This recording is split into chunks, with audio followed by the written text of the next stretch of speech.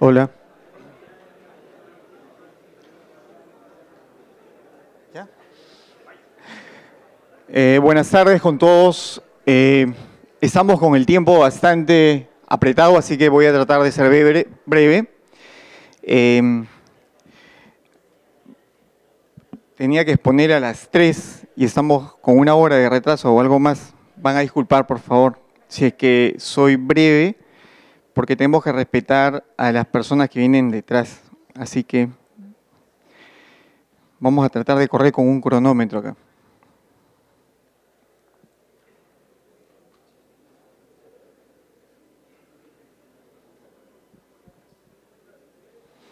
Bien, el tema que nos convoca lo quiero presentar en función a la experiencia y a los típicos comentarios, a las típicas consultas que solemos recibir de los clientes, de los usuarios, de los amigos, con los cuales venimos compartiendo esta pasión de las redes y las telecomunicaciones hace muchísimos años.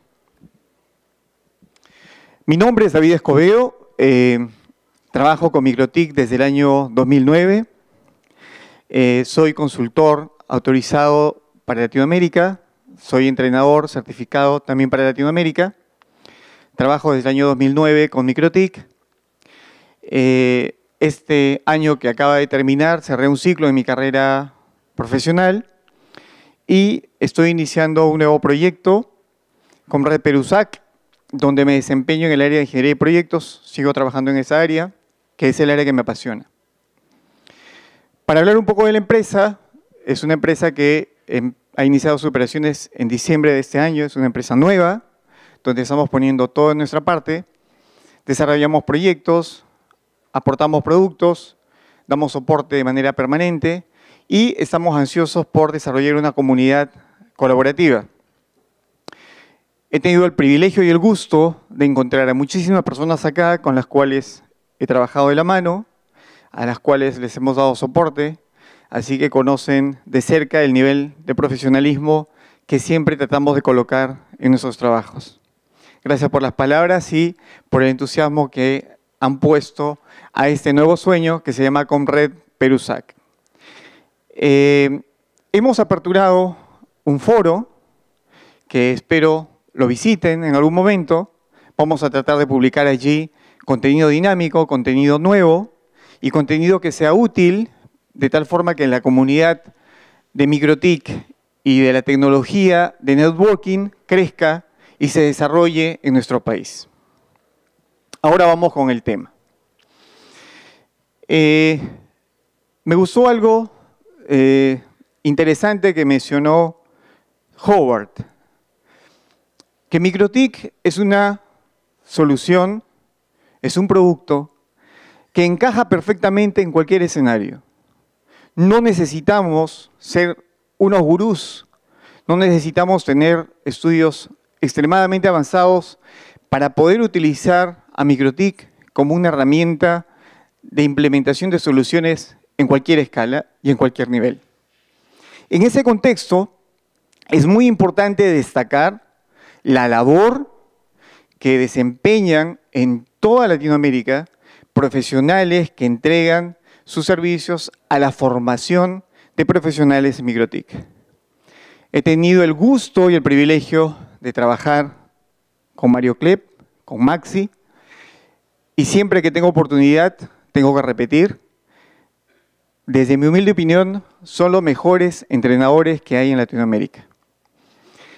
Y tengo que mencionar, gracias Howard por darme esa idea, yo tuve el privilegio de ver a un joven de 13 años certificarse con calificaciones muy altas, de tal forma que se convirtió en el consultor de MikroTik más joven del mundo.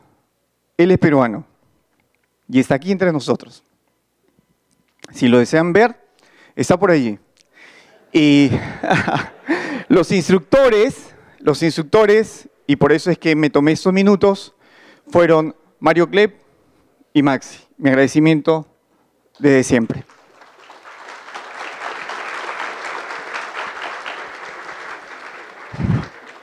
Y lo menciono con mucho orgullo porque ese niño de 13 años es mi hijo.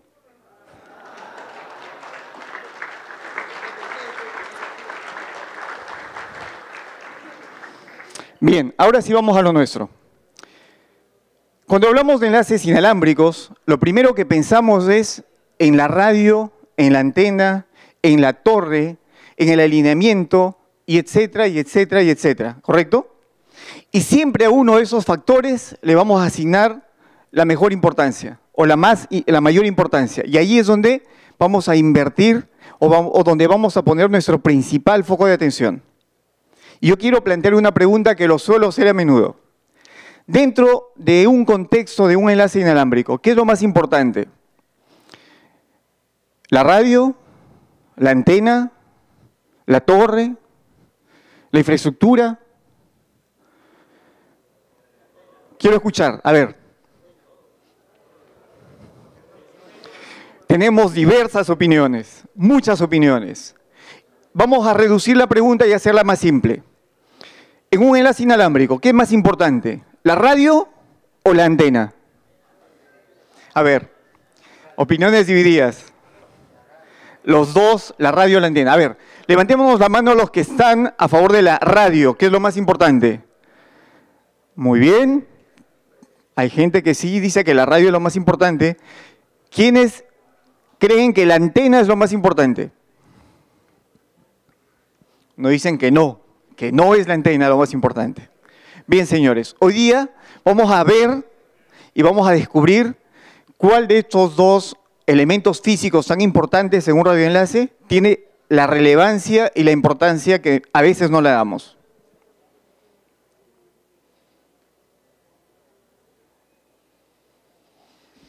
Cuando hablamos de antena, hay una diversidad enorme de antenas y cada día aparecen nuevos modelos, nuevos diseños, nueva infraestructura, nuevos materiales, etcétera, etcétera. Paneles sectoriales, omnidireccionales, Yagi, etcétera, etcétera. Y cada antena tiene una función y una aplicación específica. Y cuando hablamos de antena, nosotros imaginamos que los lóbulos o los patrones de irradiación de una antena son así.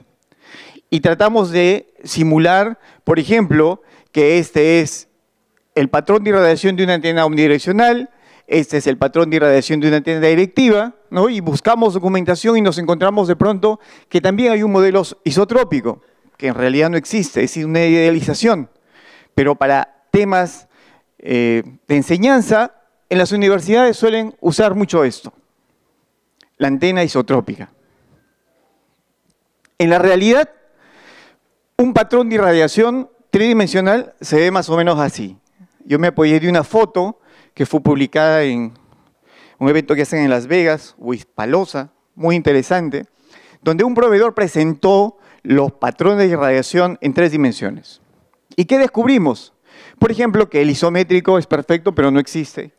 Que este es el patrón de irradiación de una antena omnidireccional, el patrón de irradiación de una antena parabólica, una antena sectorial y una antena simétrica. Y vean que no se acerca en nada a la imaginación que suelen tener cuando nos enseñan algo en la universidad o en la clase. Es muy distinta a la realidad. Dentro de este contexto vamos a encontrar fabricantes importantes de antenas. Y con el permiso de MikroTik, he mencionado marcas que están, digamos, en la boga o son los principales referentes en el mundo cuando hablamos de antenas. Y hay algo importante acá.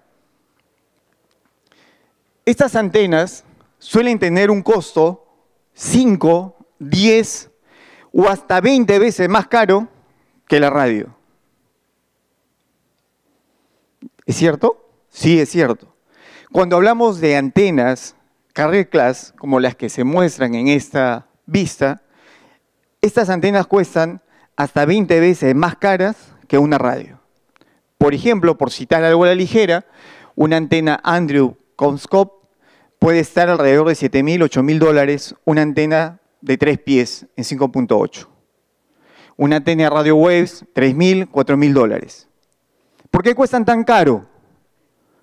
Si yo quiero usarlo con un NetMetal que está alrededor de $200, no tiene ningún sentido. ¿Por qué tiene tanta relevancia una antena? La experiencia me enseñó, señores, que más importante que la radio es la antena. Podemos tener la mejor radio del mundo y si le ponemos cualquier antena, el resultado es un desastre. La experiencia me enseñó que la antena, vuelvo a repetir, que la antena es más importante que la radio. Cualquier antena, ahí está la clave, no cualquier antena. Y para poder identificar qué tipo de antena es la adecuada, hay parámetros, hay valores que tenemos que aprender a leer, que tenemos que aprender a valorar. Y acá yo voy a presentar algunos de los valores principales que nosotros normalmente vemos cuando vemos una ficha técnica de una antena. Normalmente cuando yo comencé a trabajar, la ficha técnica de una antena me mostraba los valores, pero el único valor que yo veía, ¿cuál era? La ganancia. Mientras mayor ganancia, esta es una mejor antena, entonces compro la de mejor ganancia. Pero hay unos parámetros tan importantes como la ganancia. El patrón de irradiación, obviamente yo voy a elegir un patrón de irradiación en función al uso de mi antena. La relación frente-espalda y el retorno, o el ROE, lo he puesto en negrita porque son dos puntos que vamos a tocar más adelante. El blindaje contra interferencia, esto es importante. Cuando compremos una antena, cuando busquemos una antena, procuremos que ésta tenga o coloquemos un blindaje contra la interferencia. Uno de los principales problemas que se está presentando actualmente es el exceso de ruido que hay en el espectro. No es posible a veces ni siquiera hacer un enlace de 1 kilómetro, sobre todo en zonas urbanas, porque el espectro está tan saturado por dos razones fundamentales que vamos a mencionar más adelante. El rango de la frecuencia es otro factor importante a tomar en cuenta. Compramos una antena y ni siquiera nos fijamos cuál es su rango de frecuencia.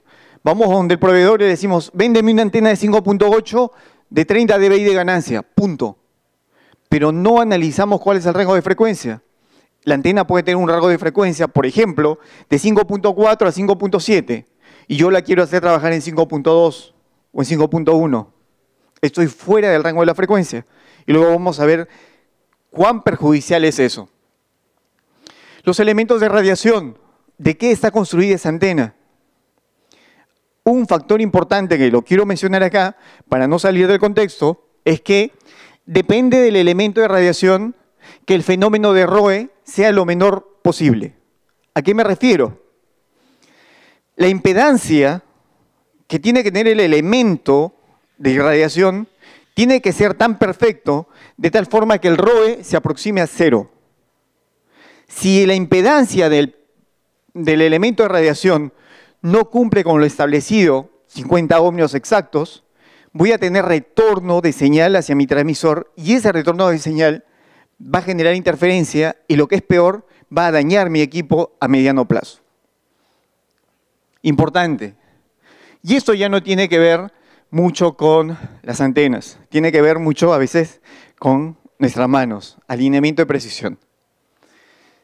Vamos a tocar estos dos temas, relación frente-espalda, que soy seguro que muy pocos lo han escuchado alguna vez. ¿Qué importancia tiene la relación frente-espalda a la hora de elegir una antena? La relación frente-espalda no es otra cosa que el valor medido en la parte posterior de la antena a partir del eje de 180 grados. Los expertos indican que la relación frente-espalda tiene que ser como máximo 25 y tiene que aproximarse lo más que se pueda a 65. ¿Cuál es mejor? ¿25 o 65? Mientras mayor sea el número de la relación frente-espalda, significa que la diferencia que va hacia atrás es menor. En otras palabras, lo que yo logro es que la potencia irradiada por mi radio es totalmente transmitida hacia adelante por la antena y no hacia atrás. Y el factor fundamental que afecta una mala relación frente-espalda es que esa antena va a ser irradiada por la parte posterior, va a tener recepción por la parte posterior, va a generar interferencia por la parte posterior, va a tener desperdicio de potencia por la parte posterior. Y acá es donde, cuando veamos un datasheet, miremos front to back radio, porque así vienen los datasheets en inglés, relación frente-espalda. Hay otros datasheets que viene solamente la F/B. El otro factor importante es el ROE, que es lo mismo en inglés BSWR. ¿Qué es el ROE? Cuando yo conecto una antena a un elemento, para poder lograr la curvatura de onda voy a tener un voltaje máximo y un voltaje mínimo. Para que ese voltaje máximo y mínimo se desplace por el medio, ese medio tiene que ser un transmisor perfecto. No debe generar ninguna resistencia opuesta al desplazamiento de la corriente. Cuando el medio de desplazamiento genera resistencia, sale del ohmiaje perfecto, se produce este fenómeno, un desfase de la onda. La línea azul es mi onda original que yo debería transmitir. La línea roja es el ROE que regresa porque no logra salir en su totalidad debido a la resistencia del elemento. Y finalmente lo que transmito es la línea negra. Estoy transmitiendo una onda desfasada. La diferencia, que es el rojo, se mide por estos parámetros de referencia. Lo ideal es que el medio de transmisión, el elemento de transmisión, tenga un ohmiaje perfecto, de tal forma que mi ROE sea 0. El tolerable, para no ocupar mucho tiempo, debe estar entre 1,5 y 1,7. El tolerable. Un ROE ideal debe estar de 1,2 hacia atrás. Veamos que con un ROE de 3,0, y ojo, hay antenas que tienen un ROE de 3,0, estoy teniendo un desperdicio de 25% de capacidad de transmisión.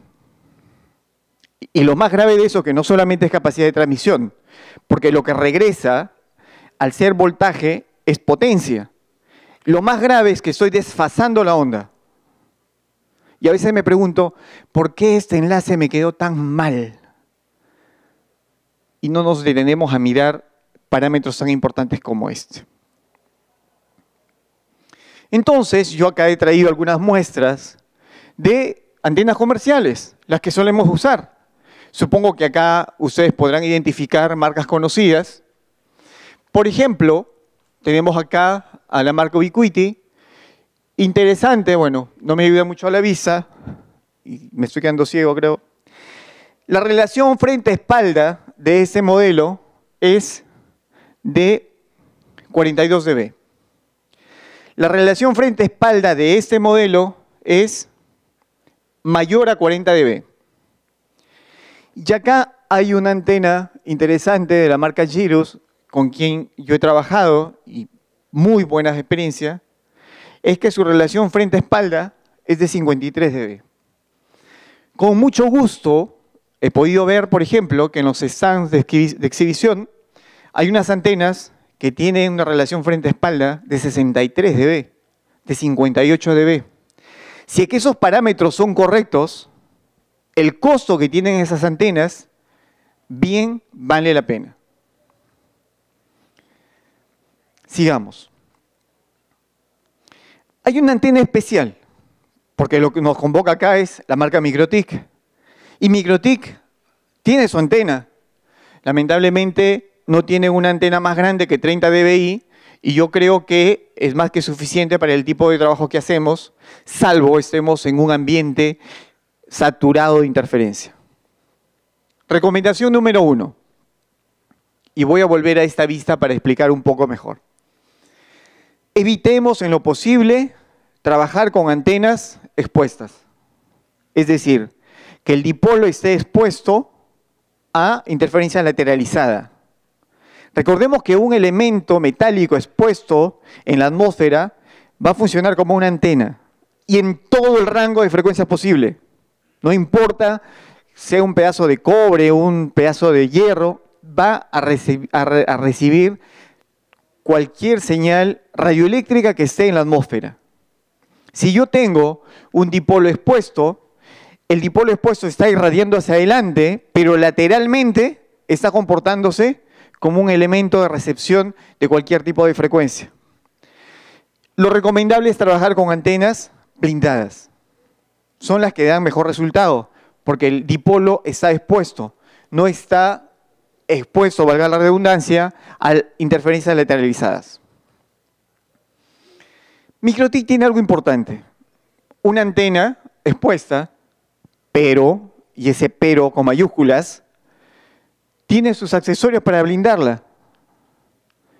Así que yo voy a pedir a las personas que tienen problemas, por ejemplo, con su antena MikroTik, porque hay muchas personas, por la cantidad de consultas que suelo atender, que me dicen, oye, tengo mi enlace con MikroTik, no me anda, antes me funcionaba, ahora no me funciona, hay mucha interferencia, cambio de canal, voy para acá, voy para allá y no me funciona. Primero, ponle blindaje. Y segundo, esta marca tiene esta interesante alternativa. La polaridad vertical y horizontal del 90 y tantos % de antenas están puestas así. Una onda viaja horizontalmente, la otra viaja verticalmente. MikroTik me da la posibilidad de girar el dipolo a 45 grados derecha o 45 grados izquierda, de tal forma que pueda transmitir la onda en inclinación vertical derecha, vertical izquierda.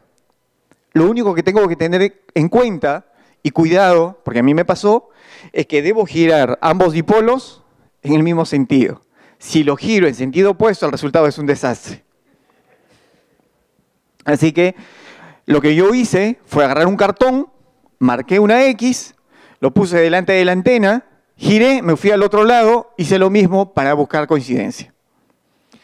Siguiente vista, acá nos da una idea clara. Cuando a mí por primera vez me hablaban de polarización y me decían que había polarización horizontal, vertical, diagonal derecha, diagonal izquierda, circular, yo decía, ¿de qué rayos me están hablando?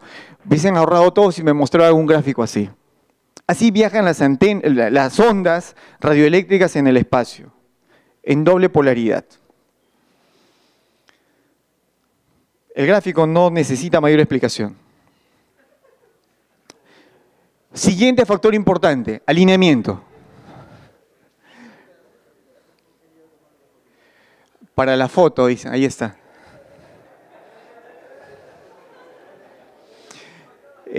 Me costó mucho tiempo programar eso en Python para que funcione así. No, mentira. Ya quisiera saber Python. No tienen idea del poder que tiene Python. Sigamos. Siguiente factor importante, alineamiento.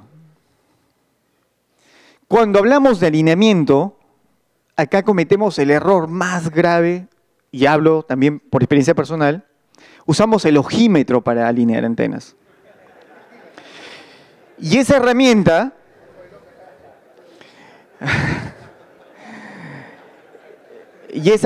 sucede a veces, como bien dice acá mi amigo, que el ojo de la loca no se equivoca. ¿Qué sucede? Cuando usamos el ojímetro, resulta que la antena que está en el lado A, lo apunté al ojímetro, no sé a dónde estoy apuntando, me voy al lado B, trato de buscar la ubicación en la cual dejé la antena del lado A y termino llegando por acá, por acá, por acá, pero nunca por acá.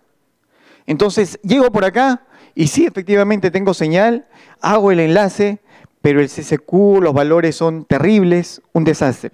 Recordemos, señores, que si yo llego por acá, estoy perdiendo 3 dB. Si yo llego por acá, ya estoy perdiendo 10. Y recordemos que una pérdida de 3 dB representa el 50% de distancia en un enlace. Vamos a ver luego una tablita que nos va a aclarar más este tema. Entonces, cuando mi patrón de irradiación es este, mi objetivo está por acá, cuando debería estar acá. ¿Qué debemos hacer? Un perfil. Tenemos que hacer un perfil. Todo profesional de telecomunicaciones, cuando va a hacer un enlace, aunque sea de 1 kilómetro, debe hacer un perfil. ¿Con qué propósito? Con el propósito de reconocer el valor exacto de un valor importantísimo, el tilt, que viene a ser la elevación o la inclinación de una antena. Entonces veamos en este perfil, yo tengo por el lado A una altura de 580 metros, por acá una altura de 500 metros, a una distancia de 5 kilómetros. ¿Cuál será el tilt? Así al ojo, usemos el ojímetro. ¿Cuál será el tilt? ¿Cuántos grados? ¿Ah? 25 grados. ¿Quién da menos o quién da más? 5 a 3 grados. ¿Alguien da más?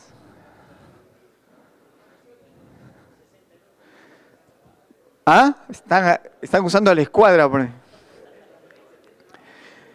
Tenemos el perfil. Veamos. Dijeron 5, 3 grados, 25 grados. Veamos. En un enlace de 5 kilómetros, con esa figura gráfica, me dice que el tilt es 0.774 grados. Ni siquiera 1 grado. Entonces, en nuestra realidad, cuando miramos un enlace así y apuntamos al ojímetro, el resultado es un desastre. El perfil lo que me va a entregar es el valor exacto de elevación y de inclinación de una antena. Y déjenme decirle que del 100% de soporte que yo doy por enlaces inalámbricos, el problema grave está en la verticalidad del alineamiento de un enlace. Siempre es así. Entonces, demoro diciéndole al cliente, por favor, mándame tus coordenadas para hacer un perfil, te suplico, te ruego, dame las coordenadas, yo te hago el perfil para saber cuánto vas a elevar y cuánto vas a inclinar tu antena. Entonces, teniendo el perfil, tomo el valor exacto del tilt y teniendo el perfil también tomo el valor exacto del azimut. El azimut no es otra cosa que la alineación derecha-izquierda, el tilt es el grado de inclinación hacia arriba y hacia abajo. ¿Y qué instrumento uso? Bueno, hay para todos los gustos. Por favor, dice acá, por favor, usar un inclinómetro. No importa qué inclinómetro haya. Tenemos un Bosch, que es muy bonito, digital, muy exacto, muy preciso. Tenemos un analógico, esto lo venden mucho en Paruro por kilos. Y esto, para los que son más cool, hay una aplicación en el celular. La única salvedad es que este celular debe ser de alta gama, debe tener un emulador de teodolito integrado. Entonces, cuando suban a la torre y se les cae, no hay problema, pero sí lo pueden utilizar. Lo importante es tener la herramienta para no cometer errores. ¿Sí? Tienen ahí la alternativa. Ahora, para el elemento horizontal, podemos usar una brújula. Y sé que es difícil conseguir una brújula de precisión. Es difícil. ¿Y cuál es el otro problema con una brújula? Que tenemos el polo magnético, ¿no? El polo magnético y el polo geográfico. La brújula va a apuntar al polo magnético. Y suele suceder que a veces no sabemos interpretar esta tabla. No conocemos la configuración del software. No sabemos si el software está calibrado al polo magnético o está calibrado al polo geográfico. ¿Qué recomiendo? Hagamos un trazo en Google Earth, lo miramos desde arriba y busquemos una referencia. La intersección de una calle, un edificio notorio, un pozo, un techo de color, lo que sea, de tal forma que el torrero desde arriba pueda ubicar ese objeto y lleve la antena hacia ese punto. Así de fácil. Bien, vamos ahora, sí, a ver el tema de Wireless MikroTik. Voy 28 minutos, estoy en mi tiempo. Sigamos. Recomendación número 1. Cuando configuremos MikroTik, les ruego, señores, por favor, nunca saquen el MikroTik de la caja y se pongan a configurar. Hay un comando básico que nos va a tomar más de 2 segundos, que es System Reset Configuration No Default igual Yes. Hablé bien inglés, ¿no? ¿Qué es lo que va a permitir este comando? Dejar el router totalmente en blanco. ¿Cuál es el problema? El problema es que de fábrica viene con una configuración por default. Y esa configuración por default no siempre es lo más adecuado para iniciar una configuración profesional como la mayoría o el 100% de profesionales que estamos aquí. hay que resetear con este comando. Y si no nos gusta la consola, también está el entorno gráfico. Ingresamos a System, Reset Configuration, hacemos check donde dice No Default Configuration y le damos a aceptar, el equipo se reinicia y ya está. Segunda recomendación. Para temas de wireless, por experiencia también, les cuento, recomiendo tener el MikroTik actualizado a su última versión disponible. No sin antes, ojo, no sin antes, revisar a detalle el changelog. ¿Qué es el changelog? El changelog es un archivo de texto que está publicado en la página web de MikroTik cada vez que yo descargo una nueva versión y me dice los cambios que han sido aplicados en esa nueva versión. Por ejemplo, estamos ahora para el 4 de febrero, la versión 6.4311, y en esta versión hay dos cambios que no son tan importantes, no son tan relevantes en la parte wireless, solamente quería mostrarles que, por ejemplo, ahora con el comando Interface Wireless into Country into, me muestra cuáles son las limitaciones de frecuencia para uso en exteriores, en interiores, es decir, el PIRE máximo que yo debo utilizar, que son regidas por la regulación de cada país. Importante, cuando hagamos proyectos serios, corporativos, procuremos cumplir los reglamentos de la ley. Sin embargo, si somos estudiosos de la normativa, si estamos en zonas rurales, hay una norma, no recuerdo en este momento la resolución ministerial que está vigente, que indica que si estoy en una zona rural y si es que estoy utilizando una frecuencia fuera de los parámetros de PIRE o fuera del rango establecido para su uso, si es que ese uso es para la mejora de mi comunidad, para la mejora tecnológica, etcétera, etcétera, lo puedo usar siempre y cuando esa frecuencia no esté concesionada a ningún operador en esa área donde la estoy aplicando. Eso existe. Así que en nuestro país eso está vigente. ¿Dónde esto debe funcionar? En zonas urbanas. En zonas urbanas yo debo respetar esos parámetros. Máxima potencia permitida, por ejemplo, para el rango 5170 hasta el 5250, 17 dBm. Para las frecuencias que coinciden con el DFS, con la detección de radares, 24 dBm como potencia máxima de transmisión. Y para el 5735, 30 dBm en outdoor.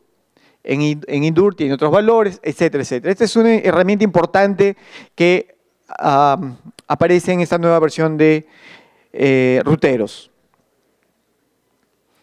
Quizá para la mayoría eso les parezca absurdo, pero a mí me ha pasado. Por eso lo presento.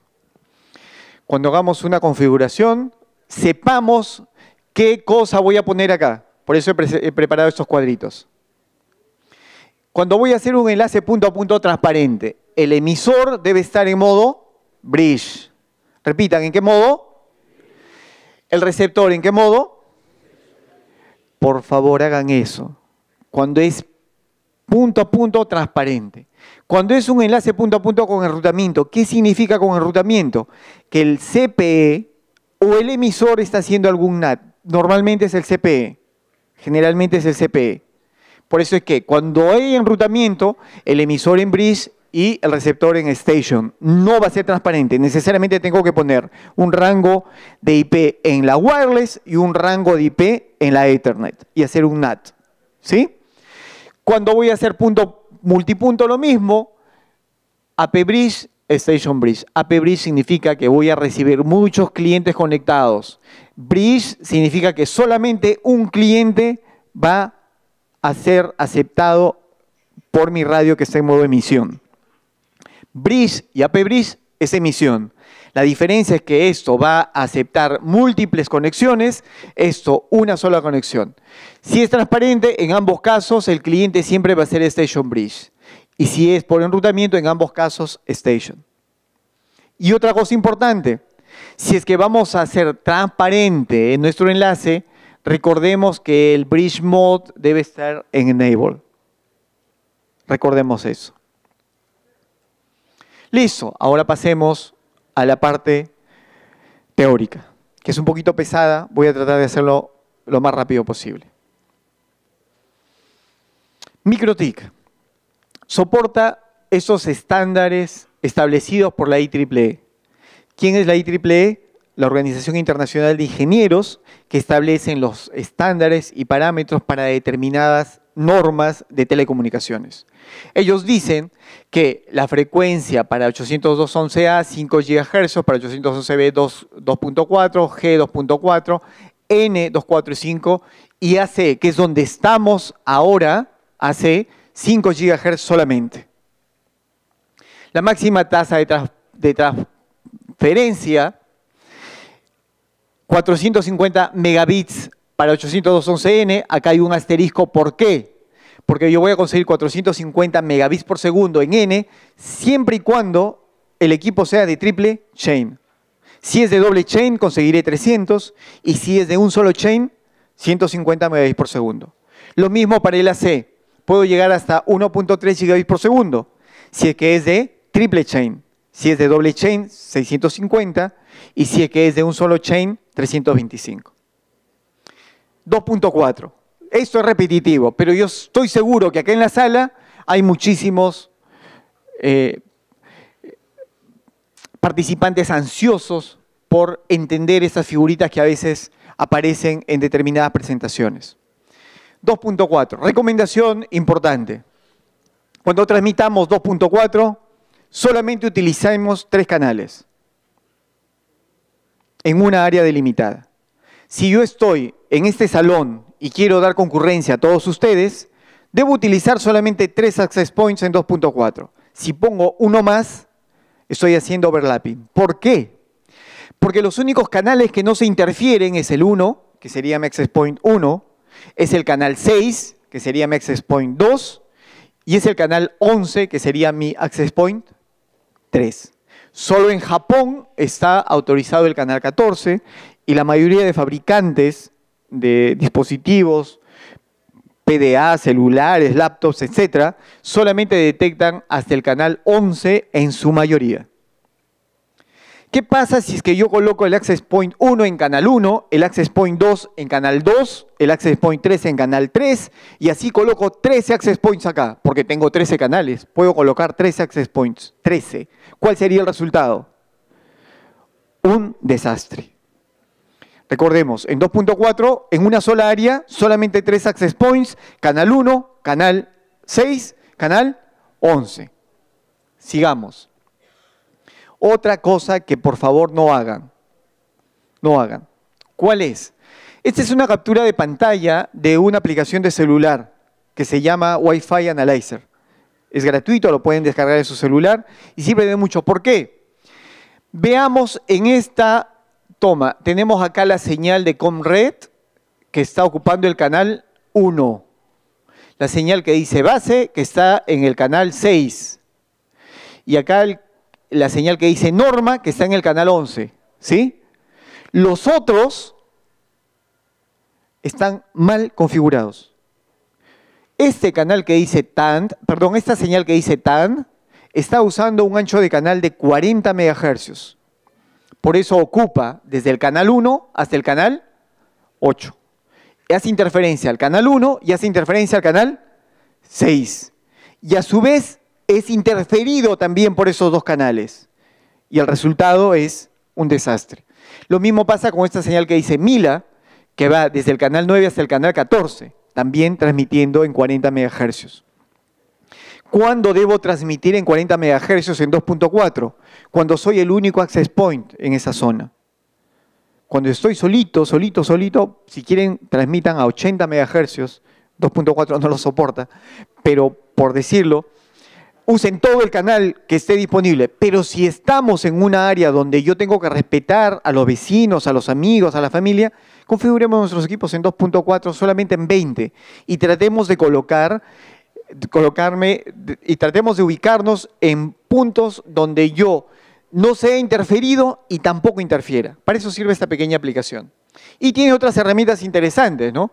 Me indica cuál es el histograma de proyección de mi señal, si estoy por arriba, por debajo, cómo estoy interferido, etcétera, etcétera. Es interesante. Se llama Wi-Fi Analyzer. Y hay otras que de pronto tengan mejores prestaciones. 5 GHz. ¿Perdón? Pero me invitas un pollo después. Listo. Ahí está. Por favor, si les estoy aburriendo o estoy yendo muy rápido, háganmelo saber para cambiar de metodología. Por favor, gracias. O cambiar de ponente, ¿no? Listo, sigamos. 5 GHz. Cuando hablamos de 5 GHz estamos hablando de 3 estándares. 802.11a, 802.11n y 802.11ac. Y acá también tenemos que tener cuidado. Y más adelante vamos a ver por qué es importante utilizar un ancho de canal apropiado. Por ejemplo, y sé que acá muchos me van a dar una respuesta. Yo deseo pasar a mi cliente 10 megabits de servicio de lo que fuese. ¿En qué ancho de canal debería transmitir? 20. Entonces, ¿por qué conozco a cientos de WISP que van a entregar al cliente 10 megabits de servicio y trabajan en 80? Y si pudiesen, si su radio lo soportase, ponen 160. Hay dos cosas a considerar acá. Número uno, que el perjuicio es para mí, porque un ancho de canal extenso es más susceptible a la interferencia.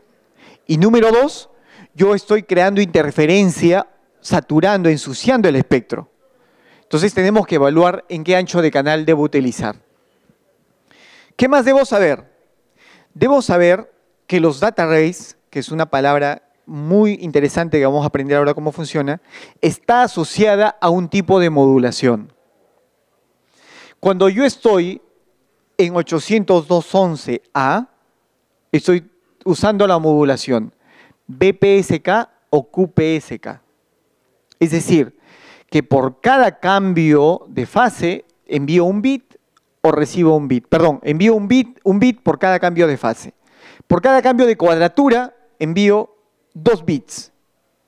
Es el QPSK, es otro tipo de modulación más avanzada.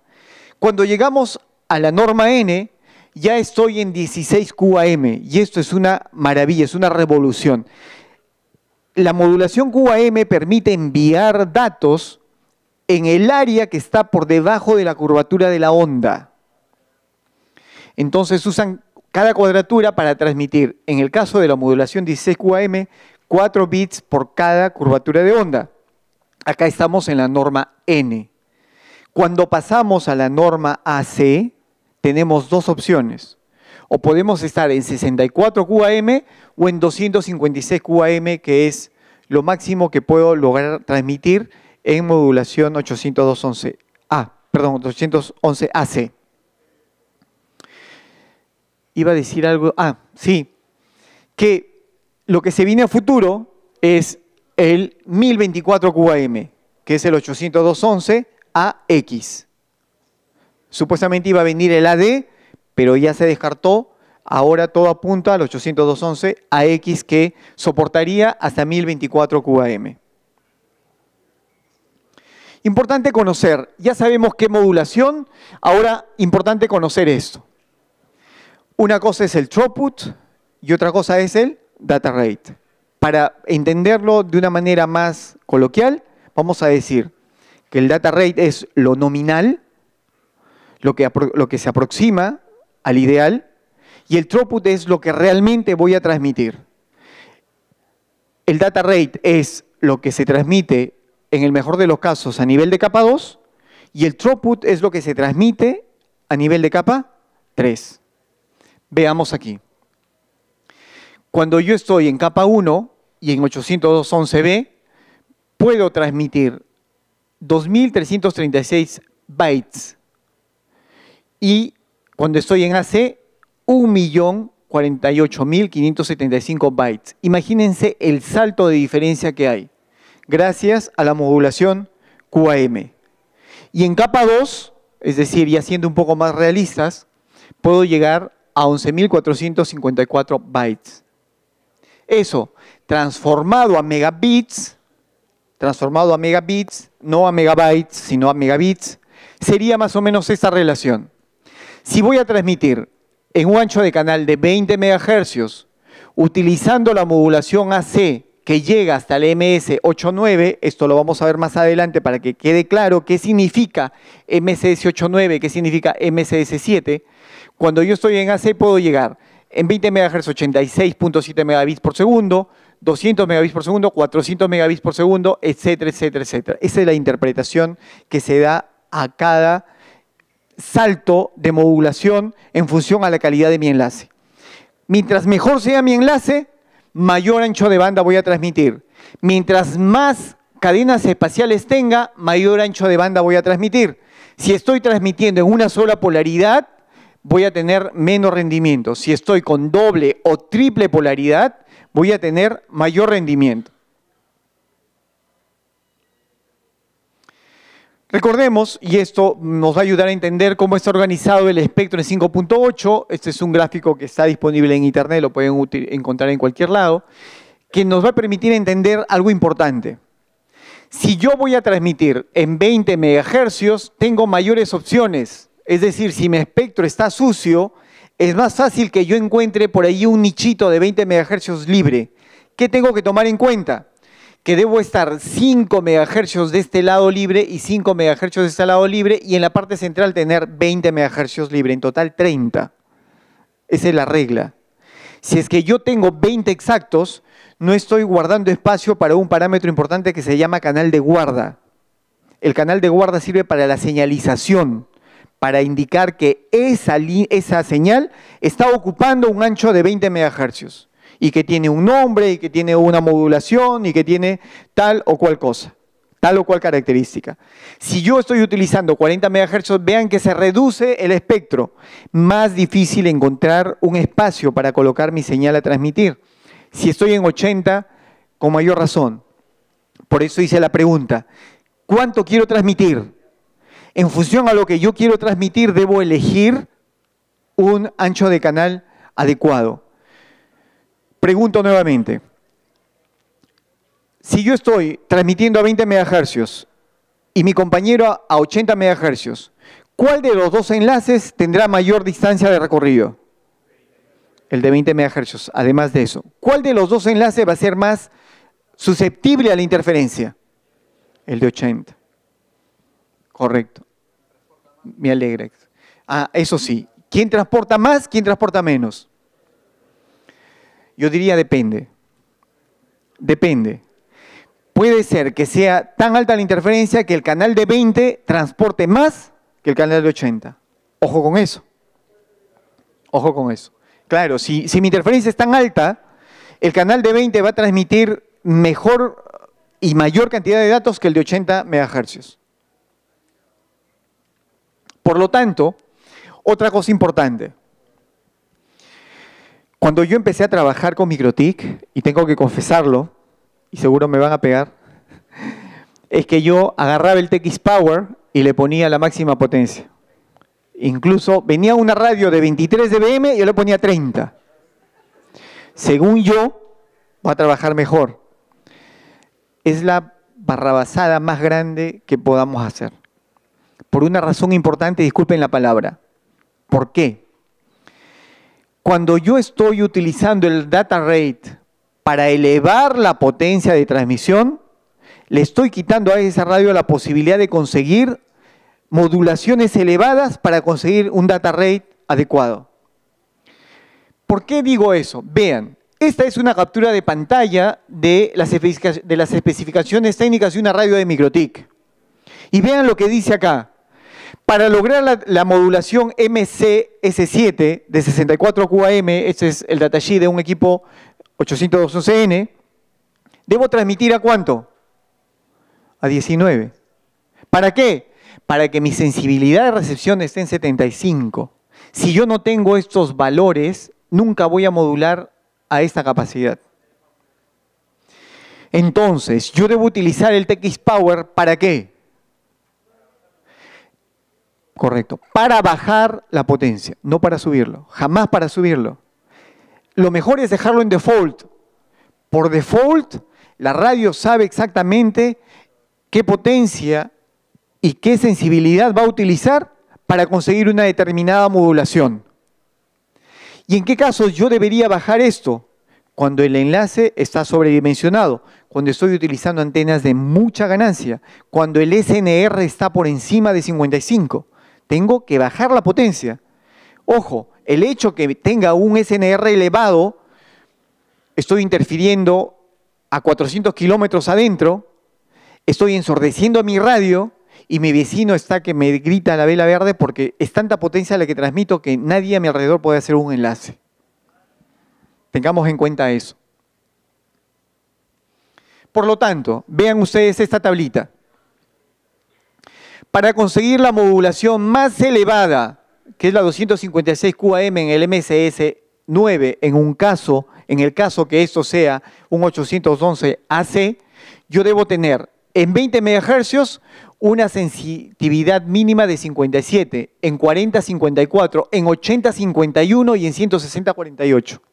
Vean que mientras más ancho el canal, mayor la exigencia. Mientras más elevada la modulación, mayor la exigencia.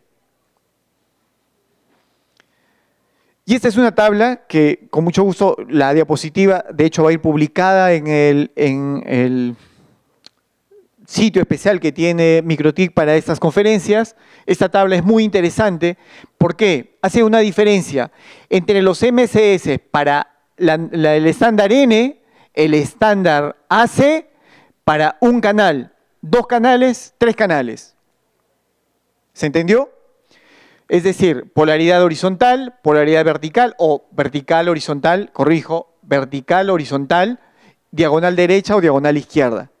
¿Por qué pongo la vertical primero? Y esto es otra cosa importante a tomar en cuenta. El chain 0, cuando agarramos un radio MikroTik, viene marcado chain 0, chain 1. El chain 0 es vertical, chain 1 es horizontal. Existe, y es práctica común, invertirlo, supuestamente para evitar interferencia. Funciona, pero la radio decae su rendimiento en uno de los 2 canales siempre. ¿Por qué? Por el ROE, porque el elemento de transmisión no está diseñada para la polaridad que está transmitiendo la radio. No hagamos eso. MikroTik presenta el manejo de los data rates de esta manera. Y acá hay algo importante. Hace poco leí en un grupo de MikroTik que decía, ¿es posible conseguir un CCQ 100/100 o lo más próximo a 100/100 aún cuando haya mucha interferencia? Y la respuesta es sí, es posible, sabiendo utilizar esto. Si yo tengo mucha interferencia, lo primero que tengo que tener claro es que no voy a conseguir modulaciones elevadas. Segundo, si es que yo fuerzo al equipo a conseguir modulaciones elevadas, el equipo va a estar subiendo, bajando y nunca va a tener una comunicación estable. Y en la práctica es demostrado que es mejor tener un throughput bajo con un CCQ próximo al 100/100 que un throughput alto con un CCQ en 50 en 40. Yo puedo tener un throughput alto, es decir, 150 megabits por segundo, por decir, con un CCQ 50/50, y puedo tener un data rate de 40 megabits por segundo con un CCQ de 100/100. ¿Cuál de los dos va a ser más eficiente?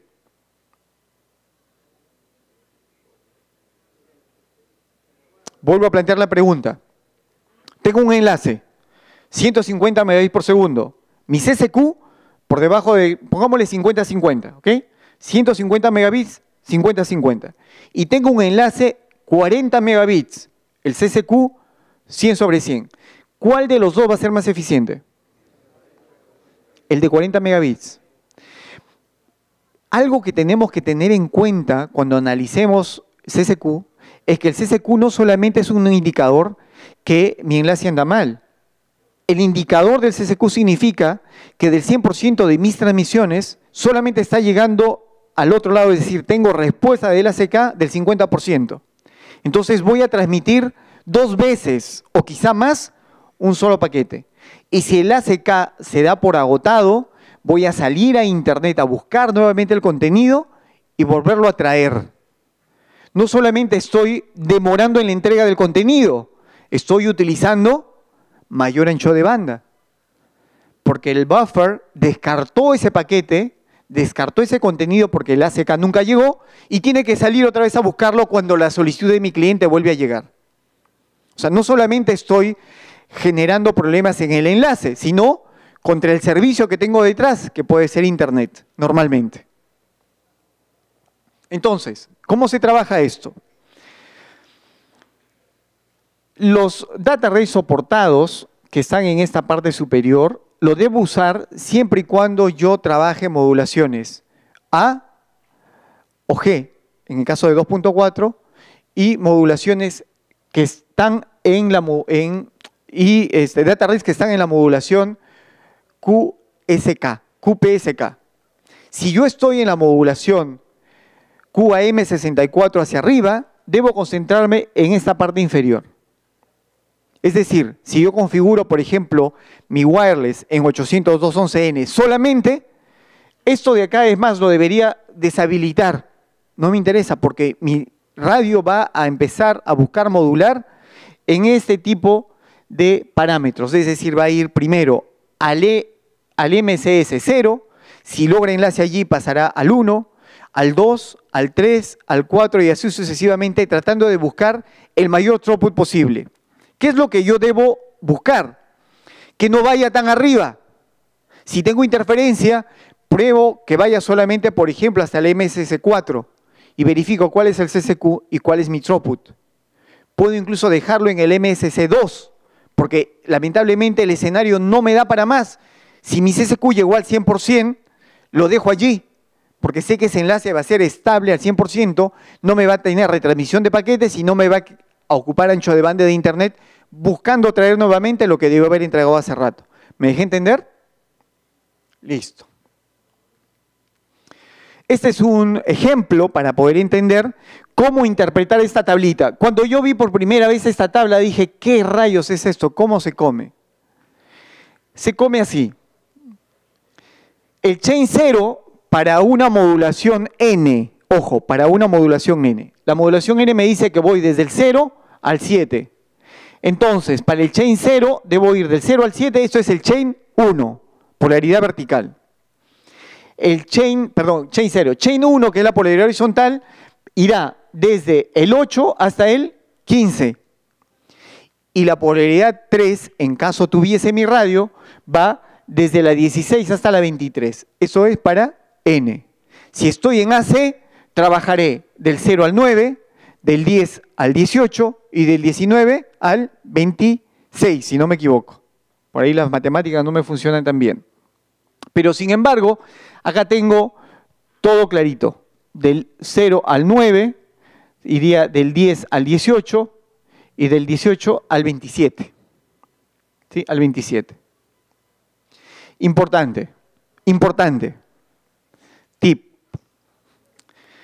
Cuando tengamos una radio de triple chain, que sí existen radios de triple chain, nunca activemos los casilleros que no van a ser conectorizados a una antena. Muchos clientes tienen el radio de triple chain y seleccionan el chain 1, el chain 0, el chain 1 y el chain 2. El chain 2 no está conectado a nada, pero está activo.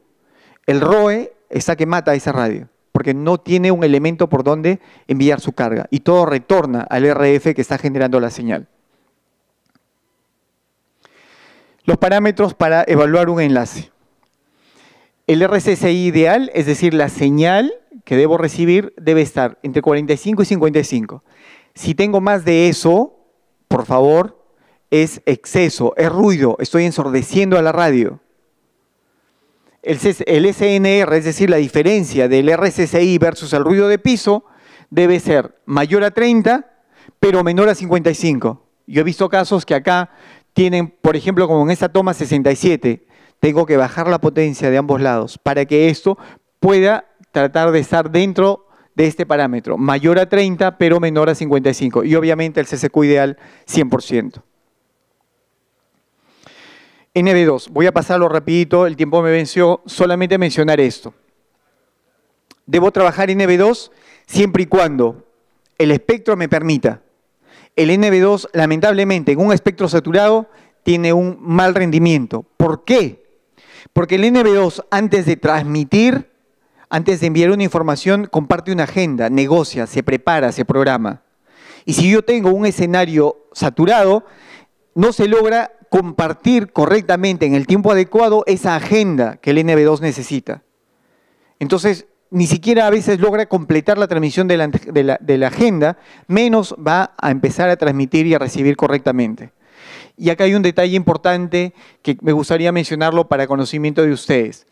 A partir de la versión 6.37, MikroTik, dentro de su estándar NB2, incluye algo interesantísimo, el downlink radio.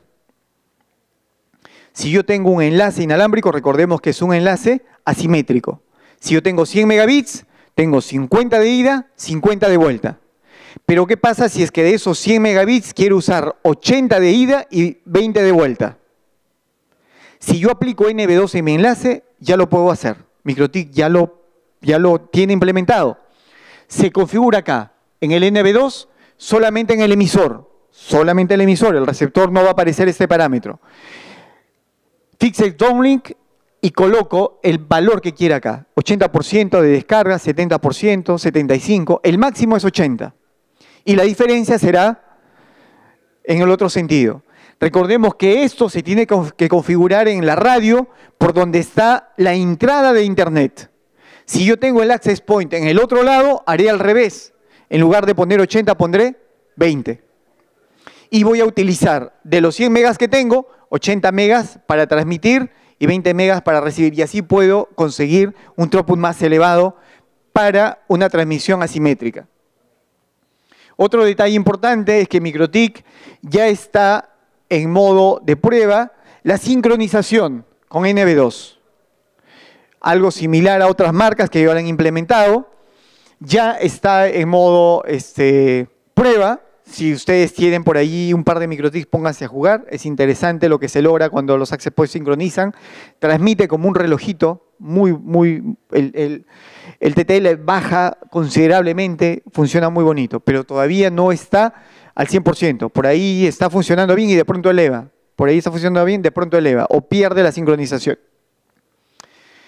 Verificar la calidad del espectro.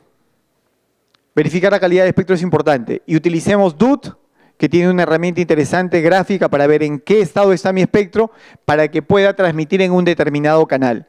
Si es que no tengo DUT, me puedo servir de el ScanList, me puedo servir de el Frequency, que me va a decir en qué canales tengo ruido y cuál es el ruido de piso en ese canal. Entonces yo debo estar lejos de estos canales y buscar un canal con el ruido de piso mejor. En este caso, el 119 es menor o un mejor canal que el 110. Finalmente, MPLS, ¿es correcto usarlo o no es correcto usarlo? Recordemos, y acá voy a aclarar algunas dudas. El MPLS, para comenzar, no mejora el enlace inalámbrico. No tiene nada que ver con el enlace inalámbrico. Lo que va a hacer el MPLS es garantizar transparencia de un extremo a otro y optimizar el transporte del contenido. La mejor forma de verificar que el MPLS mejora la calidad de mi enlace es poniendo en el lado A un paquete, digamos, de 1 giga, en el otro lado B hago la conexión y verifico con MPLS cuánto tiempo demora la transmisión de ese contenido. Le quito el MPLS y vuelvo a hacer la operación. Y van a ver ustedes la enorme diferencia que hay del envío de un contenido de un lado a otro utilizando MPLS y no utilizando MPLS. Recordemos que el MPLS no tiene nada que ver con la mejora del enlace a nivel inalámbrico. Lo que mejora es el transporte a nivel transparente. Y cuando tengo este escenario, con mayor razón debo utilizar MPLS.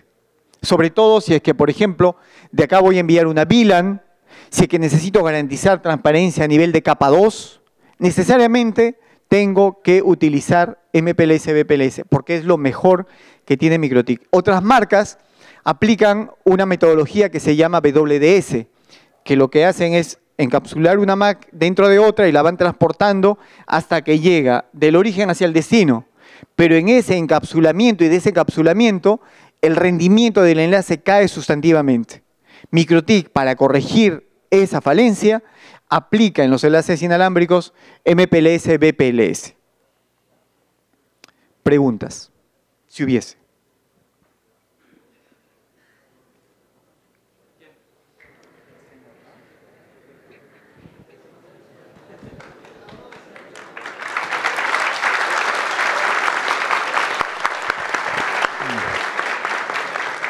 Gracias por la explicación. Dos preguntitas rápidas. Una, cada D-Team se manda, se me ha escapado el nombre, o sea, hay una velocidad mínima que los equipos inalámbricos tienen para darse a conocer, ¿no? Y que se recomienda, por ejemplo, eliminar la transmisión a 1 megabit, 2 megabits y subirla como mínimo a 6 o a 11, creo. ¿Captas la pregunta? Discúlpame, no logro decir. Sí, dígame. Sí, me puedes ayudar. Sí.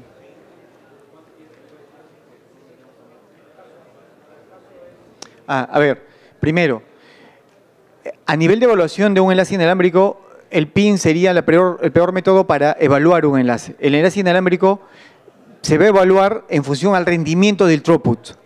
Sobre todo si es que estoy utilizando, en el caso de MikroTik NB2, por ejemplo, la latencia incrementa, pero el throughput también aumenta. Entonces yo tengo que evaluar qué es lo que voy a valorar. ¿Quiero un PIN bajo o quiero una tasa de transferencia alta? Si quiero un PIN bajo, entonces utilizaré 802.11 solamente, que la latencia es menor. Pero si utilizo NB2, voy a incrementar el ancho de banda, la latencia va a incrementarse, pero mi capacidad de transmisión en ese túnel es muchísimo mayor. Entonces, un dato va a pasar a mayor velocidad, aunque el PIN pase a menor velocidad.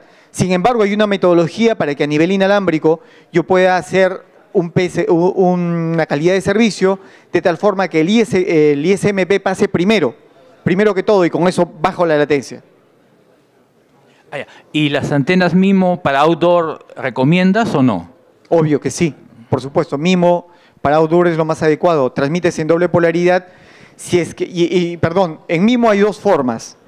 Transmito el mismo bit por los dos chains o un bit y otro por cada chain. Eso en función a la calidad del enlace. Cuando el enlace es óptimo, va a ir un bit por un chain, otro bit por otro chain. Entonces duplico la capacidad de transmisión. Pues, gracias. Respecto a las antenas y a la polaridad de estas, ¿es correcta la afirmación en que dicen que las antenas simétricas, las OR, disparan sus orientaciones en todas las direcciones? ¿Las polarizaciones en todas las direcciones?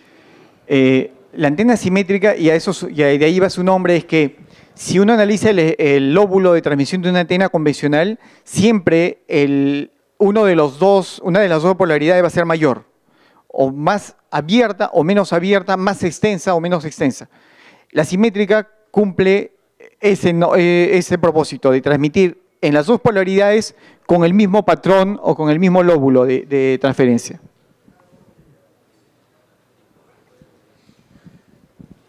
Bueno, muchísimas gracias. Gracias Por su tiempo.